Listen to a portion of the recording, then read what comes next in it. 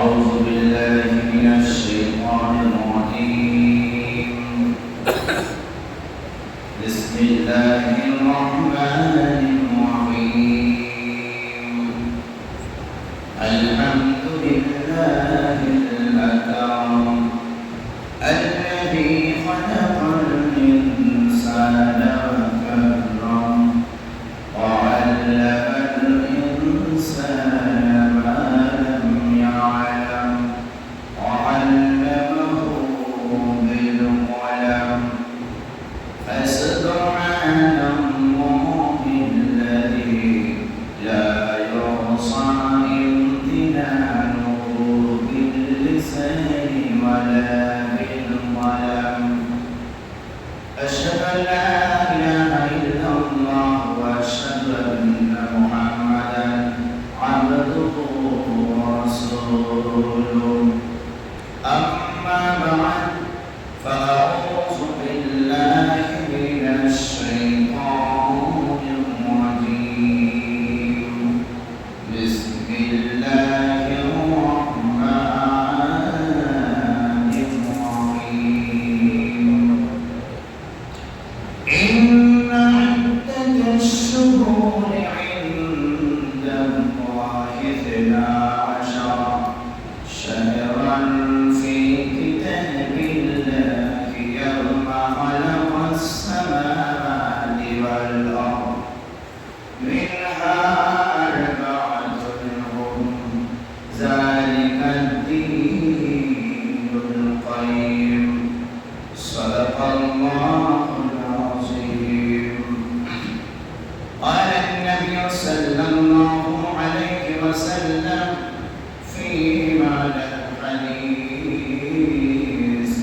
أفضل الصيام بعد رمضان صيام شهر الله المحرم أو كما قال النبي صلى الله عليه وسلم. وقال النبي أيضا صيام يوم عاشوراء إني أحتسب على الله أن يكفر السنة التي ما قبله أو كما قال رسول الله صلى الله عليه وسلم. إن الله وملائكته يصلون على النبي يا أيها الذين آمنوا صلوا عليه وسلموا تسليما. أدرج رحيم اللهم صل على محمد كما صليت على إبراهيم وعلى آل إبراهيم إنك حميد مجيد. اللهم بارك على محمد وعلى آل محمد كما باركت على إبراهيم وعلى آل إبراهيم إنك حميد مجيد. اللهم صل على محمد وعلى آل محمد كما صليت على إبراهيم وعلى آل إبراهيم إنك حميد مجيد. اللهم بارك على محمد وعلى آل محمد كما باركت على إبراهيم وعلى آل إبراهيم إنك حميد مجيد. يرضي اللهم صل على محمد النبي الأمي وعلى آله وسلم تسليما. الحمد لله.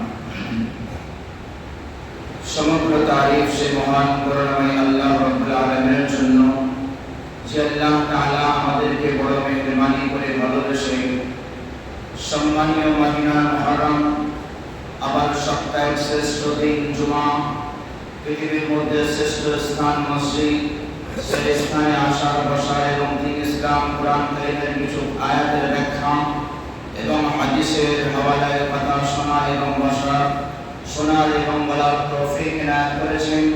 তাই সে রব্বে করিম, রব্বে গফুর, রব্বে রহমানের দরবারে শুকরিয়া স্বরূপ আমরা সকলে বলি আলহামদুলিল্লাহ। আলহামদুলিল্লাহ।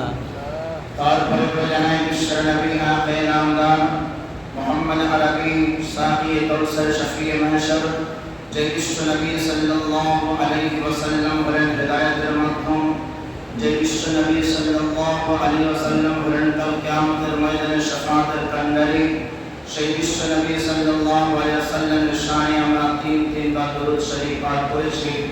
আর একবার ছোট্ট দরুদ পড়ে সাল্লাল্লাহু আলাইহি ওয়াসাল্লাম। আমি খুতবার মধ্যে কোরআন কারীমের বিশেষ একটি আয়াত পড়েছি। সেই আয়াতটা উক্ত সময়ে উক্ত মাসে অর্থাৎ মুহররম মাসের সঙ্গে সংযুক্ত। সেই আয়াতের ব্যাখ্যা করব এবং এই মুহররম মাস সম্পর্কে দুইটা হাদিস আমি বর্ণনা করেছি। ইমামে বুখারী রাহমাতুল্লাহ আলাইহি এবং ইমামে মুসলিম রাহমাতুল্লাহ আলাইহি তেনারা যে হাদিসের গ্রন্থে মুহাদ্দিসিনরা বর্ণনা করেছেন সেই হাদিসের মধ্যে থেকে দুটো হাদিস বর্ণনা করেছি।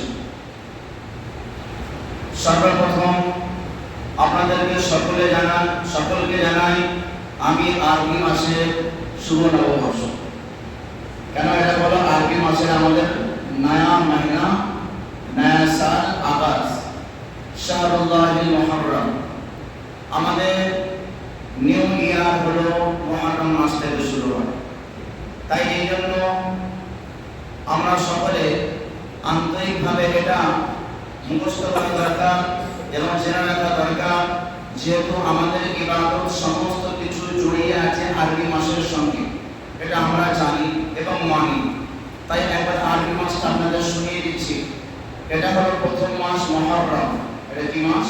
মুহররম, সফর, রবিউল আউয়াল, রবিউল সানি, জুমাদুল উলা, জুমাদুল সানি, রজব, শাবান, রমজান, শাওয়াল, জিলকাদা, জিলহিজ্জা। 12 মাস হলো। এই 12টা মাস আমাদেরকে ইয়াদ রাখতে হবে।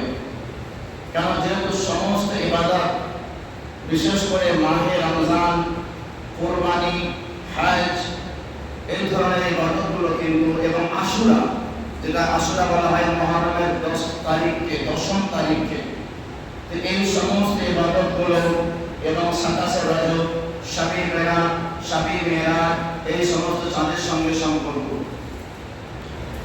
শুধু তাই নয়, মাস দিন পরিবর্তন চাঁদের সাথে সম্পর্ক।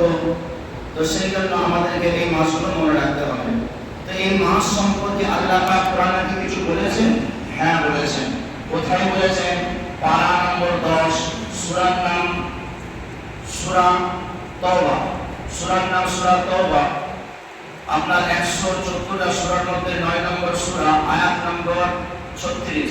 আল্লাহ পাক বলেছেন বিসমিল্লাহির রহমানির রহিম ইন্না ইদ্দাতাশ শুহুরি ইনদাল্লাহি 12 শাহরান।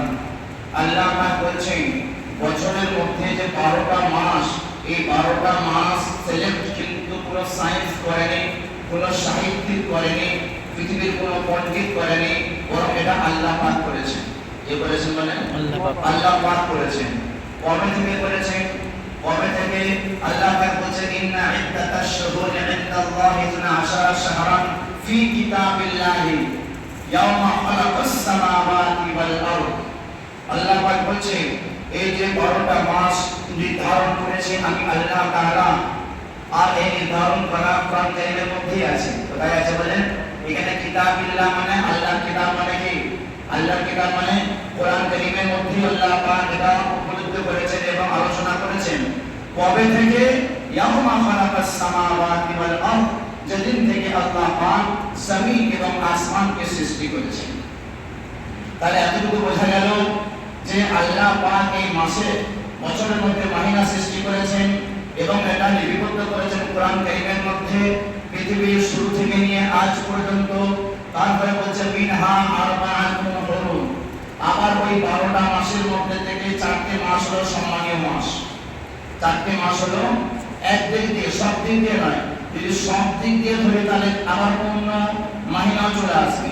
এখানে আমাদের প্রিয় নবী সাল্লাল্লাহু আলাইহি ওয়াসাল্লাম পৃথিবীতে আসার আগে আরবের লোকদের কাছে 4টে মাস খুব বিখ্যাত ছিল, আর ওটা আল্লাহর তরফ থেকে এবং সম্মানীয় ছিল। একটা হলো জিলকাদা। কোন মাস বলেন? হজের মাসের আগের যে মাসটা আছে তাকে বলা হয় কি? জিলকাদা। আর যে মাসে হজ এবং কুরবানি করা হয় তাকে বলে জিলহিজ্জা। তাহলে একটা হলো জিলকাদা মাস, গুরুত্বপূর্ণ, আর একটা হলো জিলহিজ্জা মাস গুরুত্বপূর্ণ, তারপর হলো মুহররম মাস। এই তিনটে মাস পরস্পর আছে, জিলকাদা, জিলহিজ্জা, মুহররম।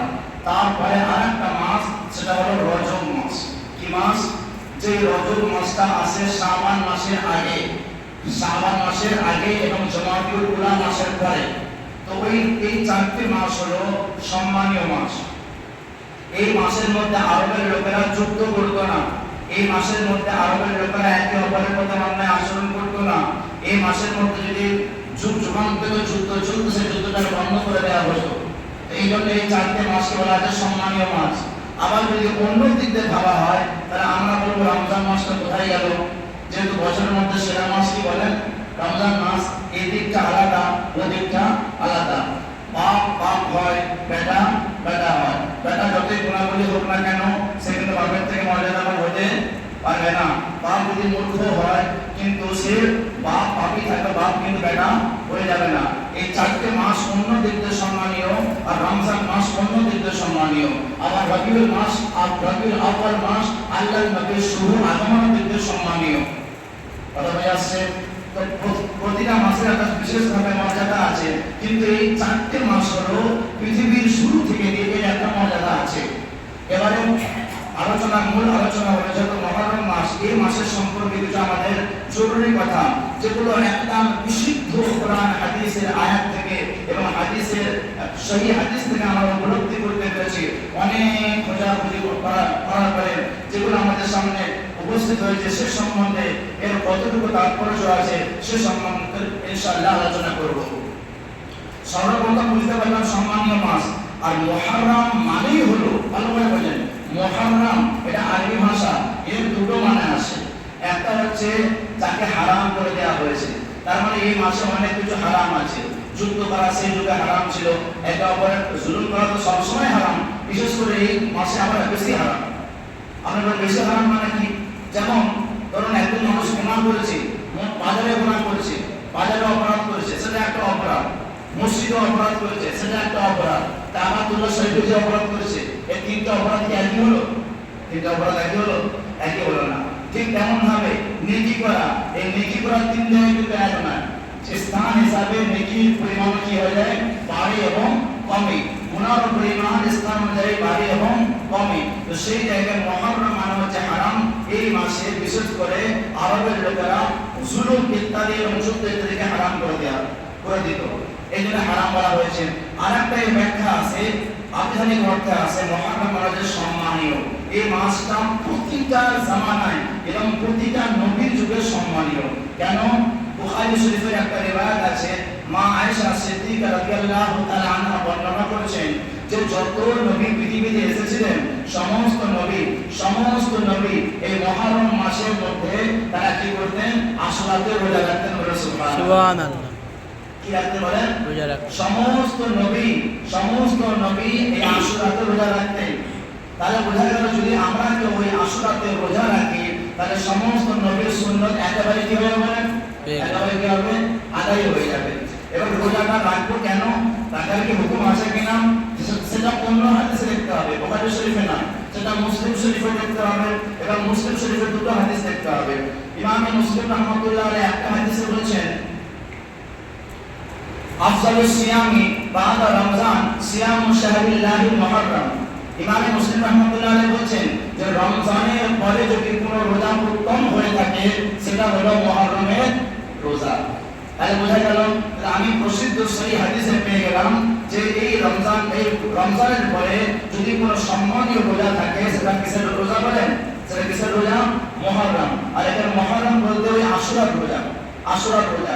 তাহলে এতক্ষণ পর্যন্ত আমি একটা রোজা পেলাম, দুটো রোজা এখন পাইনি, পাবো একটু পরে, একটার পরে একটা বলে যায়। তাহলে এতক্ষণ পর্যন্ত আমি এতটা পেলাম যে মুহররম মাসে রোজা রাখা, রমজান মাসে রোজা রাখার পরে সব থেকে বড় দামি এবং কীমতি।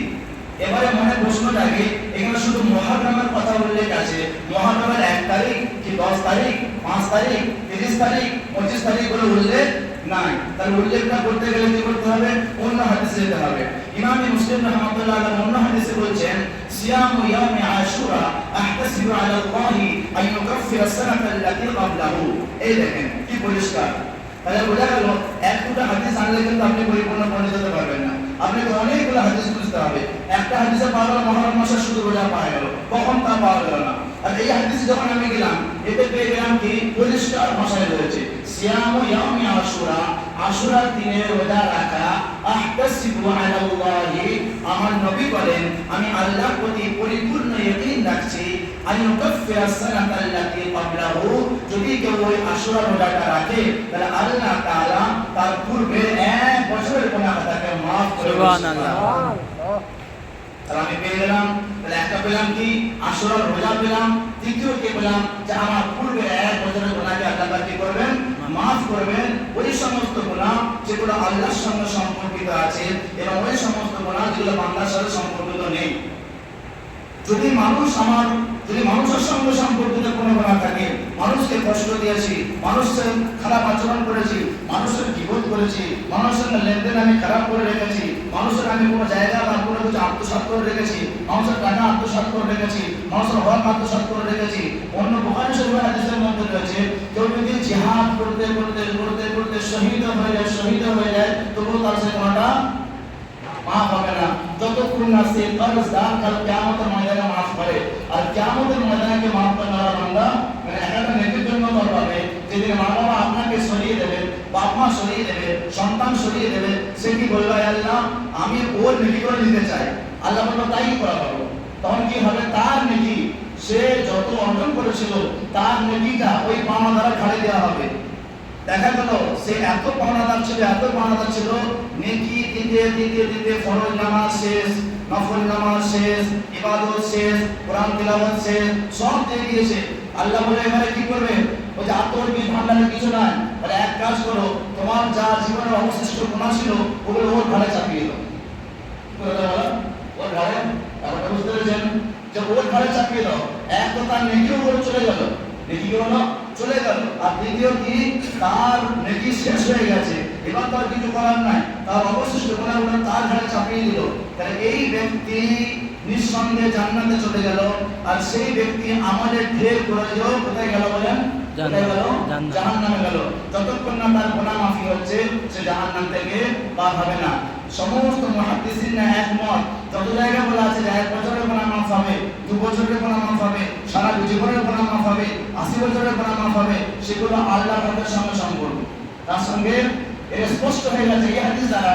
বুখারী রাহমাতুল্লাহ আলাইহি বিভিন্ন হাদিসে বলেছেন যে কর্জ, আমার মুনতাকা হাদিসেও ওটা লেখা আছে, মুনতাকা হাদিস লাস্ট চ্যাপ্টারে লেখা আছে, ওটা বুখারী শরীফে নকল করে যে কর্জ এমন জিনিস আর লেনদেন এমন জিনিস, বলা হয়েছে যদি কারো থেকে যদি আমার থেকে 1 টাকাও পাই আমাকে তার খুঁজতে হবে, খুঁজে দিতে হবে। কেন ওই 1 টাকাও হতে পারে কারণ কিয়ামতের মধ্যে এখানে একটা নেকিকে খরচ করার জন্য যথেষ্ট হয়ে যেতে পারে।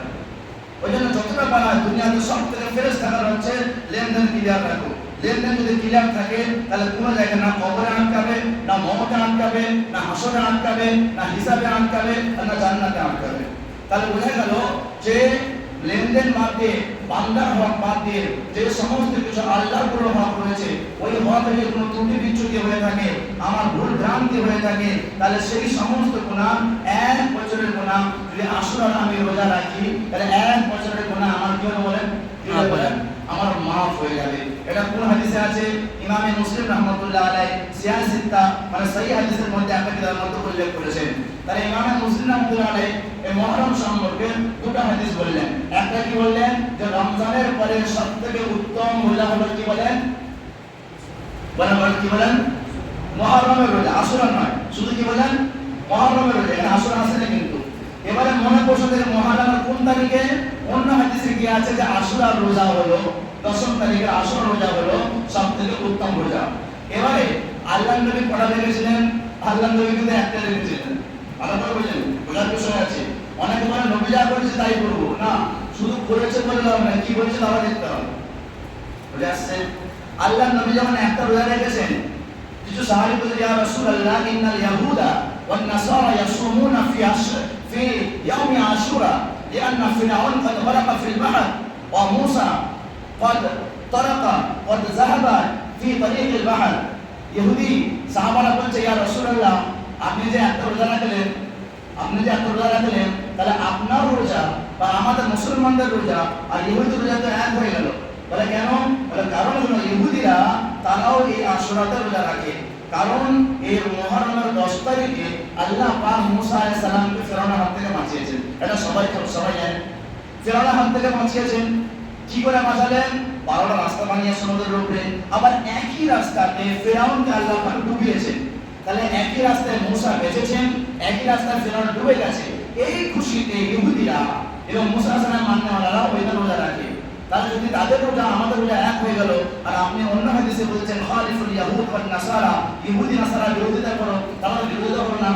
তখন আল্লাহর নবী বলেন আইয়ুহাস সাহাবা ইন্নী লা আসুমান্না ইয়াওমাল সানাতিল কাবিল ইয়াওমাত তাসি, যদি আল্লাহ পাক আগামীতে আমাকে বাঁচিয়ে রাখেন, আমার যদি হায়াত রাখেন, তাহলে আমি ইনশাআল্লাহ 9 তারিখেও একটা রাখবো। কথা বুঝাচ্ছে না?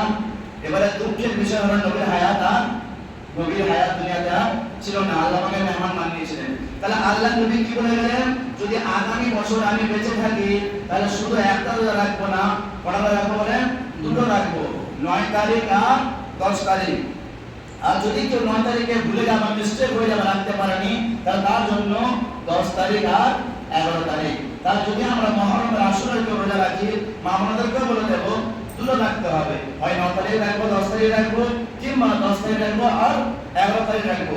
কোনো কারণবশত কোনো মানুষ ইরাদা করেছে যে আমি দুটোই রাখবো, কোনো কারণবশত একটা রাখতে পারলো না, হতে পারে তো? কোনো একটা কারণ হয়ে গেল, মেয়েদের কারণ হোক বা ছেলেদের কোনো সমস্যা রোগ হয়ে গেল বা কোনো জায়গায় সফর করা আরম্ভ করলো, তাহলে ওই রোজাটা পরে রাখলেও আপনার হয়ে যাবে। কথা বুঝে আসছে? আচ্ছা, এই আশুরা মানে 10 মুহররমে আর কি ঘটনা ঘটেছিল? আর কি এখন তো কারবালায় আসেনি, আমি ভালো করে বললেন, এখন কারবালায় আসতে দেরি আছে, এখন তো পৃথিবী শুরু থেকে চলছে, আর বেশিরভাগ মানুষ মুহররমকে বোঝে কারবালা হিসাব। আমি যে কোরআন থেকে আয়াত বললাম, একটা কারবালা শুনতে পেয়েছেন? হ্যাঁ, আমি কারবালা শুনতে পারিনি। মুসলিম শরীফের হাদিস বললাম দুখানা, বুখারীর একটা বললাম, এখন কারবালা এসেছে? আসেনি। তো কারবালা অনেক পরে আসছে, তাহলে এতক্ষণ শুধু হাদিস থেকে বলে যাচ্ছি। তারপরে অন্য হাদিসে কি আছে? ইমাম বুখারী রাহমাতুল্লাহ আলাইহি বুখারী কিতাবের মধ্যে হাদিস বর্ণনা করেছেন আয়েশা থেকে। কি বর্ণনা করেছেন? হযরত আয়েশা সিদ্দিকা রাদিয়াল্লাহু তাআলা বলেন যে এই মুহররমের 10 তারিখে আল্লাহর নবী আসার আগে কাবা শরীফে প্রতি মুহররম মাসের 10 তারিখে দেখবেন কাবা শরীফের উপরে একটা বিলাত কাপড় ছড়ানো আছে। দেখেছেন না? দেখেছেন তো? একটা বিলাত কাপড় ছড়ানো আছে। ওই বিলাত কাপড়টা কিন্তু আগে মুহররম মাসের 10 তারিখে চেঞ্জ করা হতো। সুবহানাল্লাহ। কেন চেঞ্জ করা হতো? ওই দিনটা গুরুত্বপূর্ণ দিন ছিল, যেহেতু ঐতিহাসিক দিন হয়ে আসছে।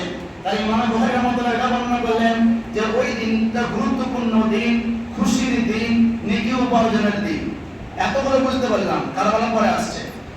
আরেকটু আগে চলুন, আরেকটু আগে রাসূলুল্লাহ সাল্লাল্লাহু আলাইহি ওয়াসাল্লাম অন্য হাদিসের মধ্যে বলেন মান ওয়াসাআ আলা আয়ালিহি ফিন নাফকাতি ইয়াওমা আশুরা ওয়াসাআল্লাহু সাইরা সানাতিন। যদি মুহররম মাসের 10 তারিখে কেউ পরিবার পরিজনের জন্য ভালো খাবারের ব্যবস্থা করে, ভালো মানে খাদ্য না করে ধুমধাম করে না, আমার যেমন সামর্থ্য অনুযায়ী আমি যেমন প্রতিদিন একটা আমি বাজার করি, তার থেকে একটু ভালো কোয়ালিটি যদি একটু বেশি আমার পরিবারের জন্য খরচা আমি করে থাকি, তাহলে বলছে যে ওই দিনটা এমন গুরুত্বপূর্ণ দিন, তাহলে আল্লাহ পাক ওই দিনে আমার পরিবারের জন্য বা আমার ছেলে মেয়ের জন্য, বিবি বাচ্চার জন্য আমি বেশি একটু খরচা করে থাকি, তাহলে আল্লাহ পাক সারা বছর আমার বাড়িতে খুশহালি রাখবেন। বলো সুবহানাল্লাহ। তাহলে বলেন যদি এটা কারবালা আগে আসতো, দুঃখের দিনে কি ভালো করে খাওয়া দাওয়া করে? বলেন না? হ্যাঁ, দুঃখের দিনে তাহলে আগামী দিনে দুঃখ হবে। প্রথম কথা নবী জানতেন হ্যাঁ কিনা? প্রথম কথা হচ্ছে যদি নবী না জানতেন এটা তো হতেই পারে না। হাদিসটা এমন যে কিয়ামতের জন্য নিশ্চয়ই নবী জানতেন। নবী জানতেন এই জন্য যে একবার আল্লাহর নবী পাহাড়ে আছেন, আবু বকর আছে, নবী আছেন, হাসান আছে, এই ইমাম হোসেন আছেন, আর পাহাড় কি করছে? হিলছে। পাহাড় কি হচ্ছে বলেন? হিলছে মানে কি? ভূমিকম্প হচ্ছে। তখন রসুল বলছে এই পাহাড় রুকে যা। আমি বলে রুকবে না। নবী বলছেন এই পাহাড় রুকে যা। তোমার পিঠের উপরে নবী রয়েছে, একজন সিদ্দিক রয়েছে, আর একজন শহীদ রয়েছে। ভালো করে বোঝেন। তোমার ইমাম হোসেন বেঁচে আছে না মারা গেছে, শহীদ হয়ে গেছে? সঙ্গে রয়েছে। তাহলে বোঝা গেল যে আল্লাহর নবী নওয়াজে রাসূল ইমাম হোসেন যে শহীদ হবেন, এই খবরটা আমার নবী জানতেন, আমার নবী অবশ্যই জানতেন। আর তার দরুন তো আল্লাহর নবী ইমাম হাসান হোসেনকে এত আদর আপ্যায়ন করতো যে এমনকি শুধু নামাজে নয়, আমরা তো নামাজের মধ্যে ছেলেরা চেঁচামেচি করলে বিরক্ত হয়ে যায় না? আমরা অত্যন্ত বিরক্ত হয়ে যায়। কিন্তু ইমাম হাসান রাদিয়াল্লাহু তাআলা ইমাম হোসেন যারা শুধু 5 ওয়াক্ত নামাজে নয়, এমনকি জুম্মার নামাজের পর্যন্ত যদি ইমাম হাসান হোসেন চলে আসতো, আল্লাহর নবী তাদেরকে নিয়ে আদর আপ্যায়ন করে তবে নামাজ পড়তেন। সুবহানাল্লাহ। বাচ্চাদেরকে এত ভালোবাসতেন, বাচ্চাদেরকে ভালোবাসা। আর এটা হলো আমার নবীর জীবনের আদর্শ, এটা ইসলামের একটা অংশ। আল্লাহ রাসূল সাল্লাল্লাহু আলাইহি ওয়াসাল্লাম বলেছেন যে বড়দের ইজ্জত করলো না, ওলামাদের সম্মান করলো না, বাচ্চাদের স্নেহ করলো না, সে আমার উম্মতের অন্তর্ভুক্ত নয়। তাহলে বোঝা গেল আমার নবী জানতেন যে ইমাম হোসেন শহীদ হয়ে যাবে। তবু তিনি কি বললেন যে ওই আশুরার দিনে ভালো করে খাওয়া দাওয়া করবে। এবারে প্রশ্ন জাগে, মনে হাদিসে রোজা রাখে, যদি রোজা রাখে তো খাওয়া দাওয়া কি করে করবে? প্রশ্ন আছে কিনা? প্রশ্ন আপনাদের মাথায় আমি বলে দিচ্ছি। রোজা রাখলে তো খাওয়া দাওয়া হয় না, দিনের বেলা হয় না, সন্ধ্যাবেলা হবে, ইফতারের সময় হবে, একই ব্যাপার। তো যদি কেউ যদি কেউ এই দিনকে ভালো করে খাওয়া দাওয়া করে, খরচা বেশি করে করে, তাহলে আল্লাহ পাক সারা জীবন তার পরিবারে কি রাখবেন বলেন? সারা জীবন সারা বছর খুশহালিতে রাখবেন। তাহলে নবী জানতেন ইমাম হোসেন শহীদ হবে। অন্য হাদিসে আছে আল্লাহ নবীকে স্বপ্ন দেখানো হয়েছিল যে কারবালার কোন প্রান্তরে এবং কোন মাটিতে ইমাম হোসেন শহীদ হবে। সে রক্তাক্ত অবস্থায় আল্লাহ নবী সাল্লাল্লাহু আলাইহি ওয়াসাল্লাম দর্শন করেছেন। তাহলে আল্লাহ নবী এত কিছু জানার সত্ত্বেও, ইমাম হোসেন শহীদ হওয়া জানার সত্ত্বেও, তাও তিনি কি বললেন যে এই দিনের গুরুত্ব এত বেশি, যদি এই দিনে কেউ খরচা করে আল্লাহ তাআলা খুশহালি দেবেন। তাহলে এতক্ষণ পর্যন্ত প্রসিদ্ধ কোরআন হাদিসের আয়াত দ্বারা বুঝতে পারলাম মুহররম হলো একটা দামি মাস, সম্মানীয় মাস, কিমতি মাস। এই মাসে বেশি বেশি ইবাদত করা দরকার, আল্লাহ সন্তুষ্টজনক কাজ করা দরকার। যারা বেনামাজি তারা নামাজের মধ্যে অন্তর্ভুক্ত হওয়া দরকার। যদি নামাজ পড়তে বাধা হয় আল্লাহর কাছে চাওয়া দরকার, আল্লাহ আমি কেন নামাজ পড়তে পারছি না, সবাই তো কি সুন্দর নামাজ পড়ছে, আল্লাহ তুমি আমাকে তৌফিক দাও। তাহলে এই মাসে বেশি থেকে বেশি দোয়া করার সময় আর বেশি করে সদকা করার সময়, সদকা করলে বিপদ আমার চলে যায়। যদি আমার নামাজ পড়তে বাধা হয় আমি সদকা দান করবো এইভাবে, আল্লাহ আমার যে নামাজে বাধা হচ্ছে ওই বাধাটা আমার সদকা দ্বারা তুমি দূর করে দাও। সদকা এমন জিনিস যে কাজটা আপনি হেরে যাবেন, ভালো করে বোঝেন, এখন আমি প্রসিদ্ধ কথা বলছি, যে কাজে আপনি হেরে যাবেন শুভ কাজে, যদি আপনি বারবার চেষ্টা করছেন পারছেন না, তাহলে একটা রাস্তা হলো আপনি সেই বিষয়ে সদকা করুন। আপনার কোনো ছেলেমেয়ে পড়াশোনা করতে পারছেন না, মারাত্মক অন্যায় করছে, মারাত্মক কথা শুনছে না, লাগামহীন কাজ করছে, আপনি পারছেন না, অনেক কিছু ব্যবস্থা করেছেন, আপনি তার নামে সদকা করুন। আল্লাহ আমি এই সন্তানের জন্য বা তার জন্য সদকা করেছি, এই জন্য যেন সে হেদায়েত পেয়ে যায়, সহি রাস্তা পেয়ে যায়। দেখবেন সদকা একটা এমন জিনিস, ওই সদকা করুন আল্লাহ পাক আপনার ওই সমস্যাটাকে দূর করে দেবে। সুবহানাল্লাহ। এই জন্য এতটুকু রইল, বাকি কারবালার যে ঘটনাটা সেটা ইনশাআল্লাহ পরের সপ্তাহে হবে। শুধু এতটুকু বুঝতে পারলাম এই মুহররম মাসে আমরা ভালো করে ইবাদত করব আর বেশি করে সদকা করব, এবং যারা বেনামাজি রয়েছে তারা নিয়ত করে আল্লাহ বছরের শুরু থেকে আমাদের সকলকে নামাজি বানিয়ে দাও। আল্লাহ পাক আমাদের সকলকে কবুল করে। আমিন সুম্মা আমিন।